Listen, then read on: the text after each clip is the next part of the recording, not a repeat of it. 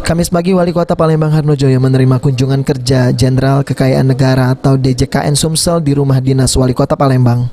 Dalam kunjungan kerja tersebut, pemerintah Kota Palembang bersama Jenderal Kekayaan Negara atau DJKN Sumsel sepakat menjalin 4 kerjasama, di antaranya pengelolaan aset daerah, penilaian aset daerah, penagihan piutang daerah, pelelangan aset-aset daerah.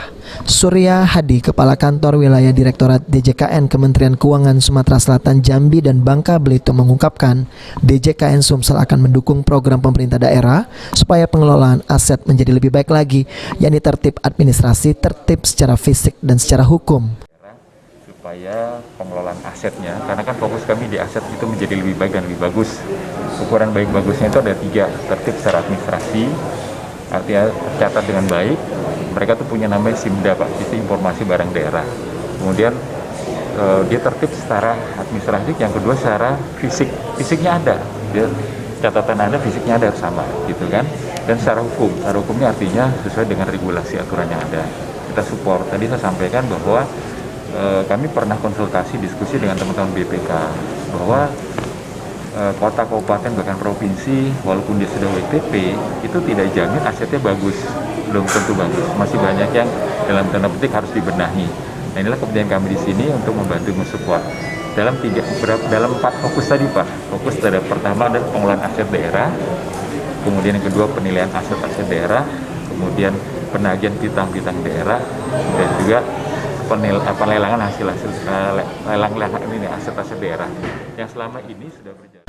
Wali Kota Palembang Harnojoyo berharap aset-aset pemerintah Kota Palembang bisa tertib, aset-aset seperti piutang administrasi, baik peserta fisiknya, sehingga bisa mendorong pertumbuhan ekonomi di tengah pandemi COVID-19. Kekayaan negara baik pusat maupun daerah. Jadi tadi kita tidak lanjuti melalui MOU ke depan ini sehingga realisasi terkait dengan aset-aset pemerintah kota, kemudian piutang ini akan bisa kita tertibkan baik administrasi maupun hukum serta fisiknya. Jadi mudah-mudahan kalau proses ini bisa secara jelas ya, akan tentu bermanfaat.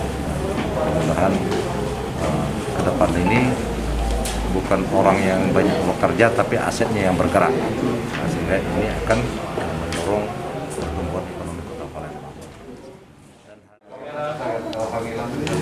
1, 2, 3. Abidin Riwan, Topal TV.